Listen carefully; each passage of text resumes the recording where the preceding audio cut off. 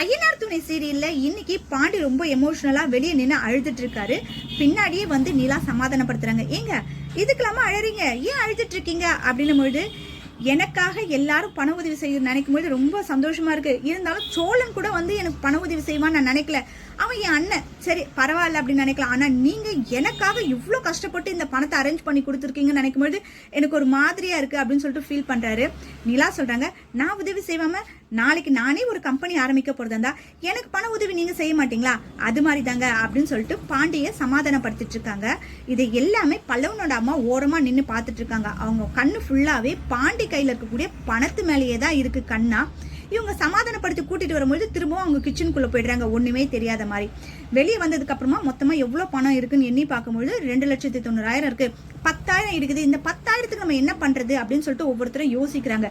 இவங்க எல்லாம் பேசிட்டு இருக்கிறத வெளியே இருந்து நடேசன் கேட்டுக்கிட்டே தான் இருக்காரு.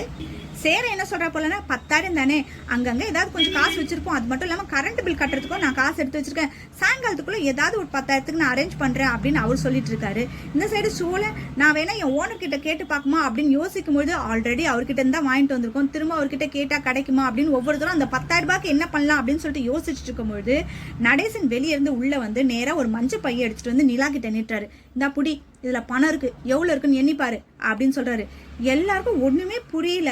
நிலாவும் வாங்கி எண்ணி பாக்குறாங்க. அதுல 10,255 ரூபாய் இருக்கு அப்படின்னு உடனே, அந்த 255 ரூபாய் மட்டும் என்கிட்ட கொடுத்துரு, நான் கட்டிங் போடுறதுக்கு அப்படின்னு சொல்லிட்டு அதை வாங்கிட்டு பாண்டி கிட்ட அந்த பணத்தை கொடுக்க சொல்லி, முதல்ல இந்த பணத்தை எடுத்துட்டு போய் உன் ஓனர் கிட்ட கொடுத்து நீ முதல்ல கடைக்கு முதலாளி ஆகிற வழியை பாரு அப்படின்னு சொல்லிட்டு அந்த இடத்த விட்டு போறாரு. உண்மையாலுமே அங்க இருக்கவங்க எல்லாருக்குமே ஷாக். ஏன்னா நடேசன் இது வரைக்கும் தான் குடும்பத்துக்காக இப்படி ஒரு செலவு பண்ணணும், அக்கறையா பேசணும், இது மாதிரி நடந்ததே கிடையாது. இன்னைக்கு தான் பிள்ளைக்காக எல்லாரும் ஒரு 10,000 ரூபாய் இல்லாம என்ன பண்றதுன்னு யோசிக்க டைம்ல இவரு வந்து இப்படி உதவி பண்ணது அந்த இடத்துல இருக்கவங்க எல்லாருக்குமே ரொம்ப சந்தோஷமாயிடுது. பாண்டியனால சுத்தமா நம்பவே முடியல. சோழன் வந்து, டேய் பாத்தியாடா, அவரெல்லாம் வந்து உனக்கு ஹெல்ப் பண்றாரு பாத்தியா அப்படின்னு சொல்லிட்டு ரொம்ப சந்தோஷமா இருக்காங்க.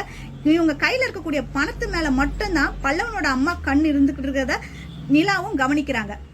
என்னடா எல்லாரும் சந்தோஷமா இருக்காங்க, இவங்க சந்தோஷப்படாம இவங்க கண்ணு ஃபுல்லா பணத்து மேலேயே இருக்கே அப்படின்னு சொல்லிட்டு உடனே பல்லவனோட அம்மா யாருக்கோ ஃபோன் பண்றதை நிலா நோட் பண்றாங்க. ஆனா அவங்க என்ன பேசுறாங்க அப்படின்றத சரியா கேட்கல. இவங்க ஏன் அடிக்கடி என்னவோ ஃபோன் எடுத்துட்டு போய் பேசுறாங்க அப்படின்னு சொல்லிட்டு திரும்ப உள்ள வந்துட்டு, சரி இந்த சந்தோஷமான தருணத்தை நம்ம எல்லாருமே சேர்ந்து ஒரு செல்ஃபி எடுத்துக்கலாமா அப்படின்னு சொல்லிட்டு போட்டோ எடுத்துக்கிறாங்க. பல்லவனோட அம்மா போன் எடுத்துட்டு போய் யார்கிட்டயும் பேச போனாங்களே, யார்கிட்ட போய் பேச போனாங்க அப்படின்னு சொல்லிட்டு கொஞ்சம் ஒட்டு கேட்போம் அப்படின்றதுக்காக நிலா அங்கிருந்து பக்கெட் எடுத்து வந்து துணியை, காஞ்ச துணியெல்லாம் எடுக்கலாம் அப்படின்ற மாதிரி எல்லா துணியும் எடுக்கிறதுக்காக வராங்க.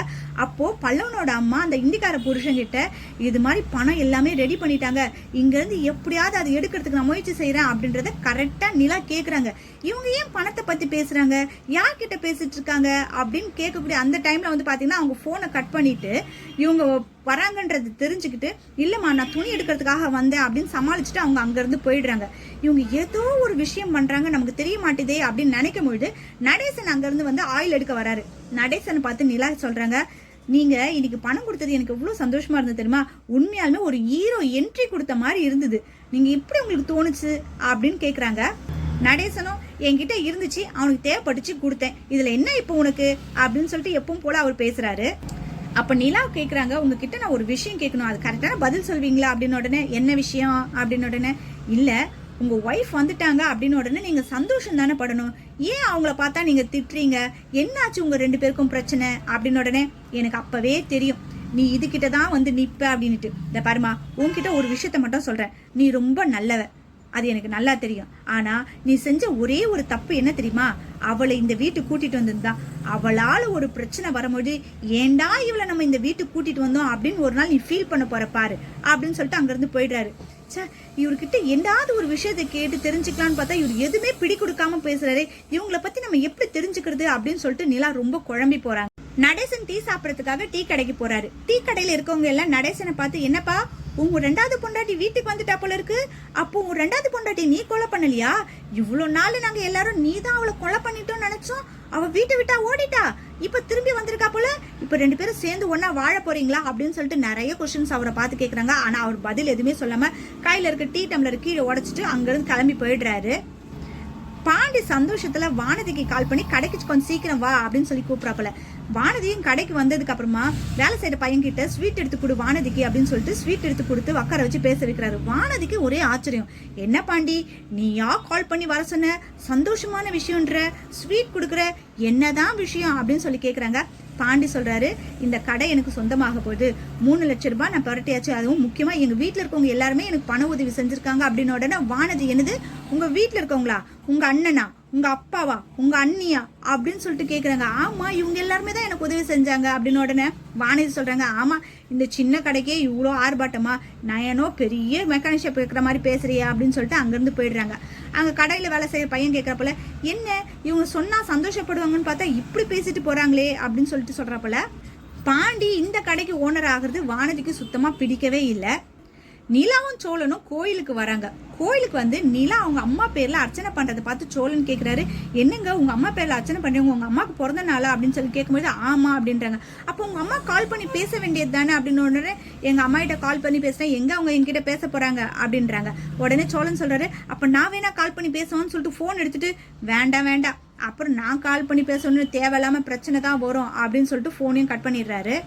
கோவில்ல 2 பேரும் பேசிட்டு இருக்கும்போது சோழன் சொல்றப்போல, நீங்க பாண்டிக்கு உதவி செய்யுங்கன்னு நான் நினைக்கவே இல்லைங்க, கண்டிப்பா அந்த 60,000 நான் உங்களுக்கு திருப்பி கொடுத்துடுறேன் அப்படின்னு சொல்றாரு.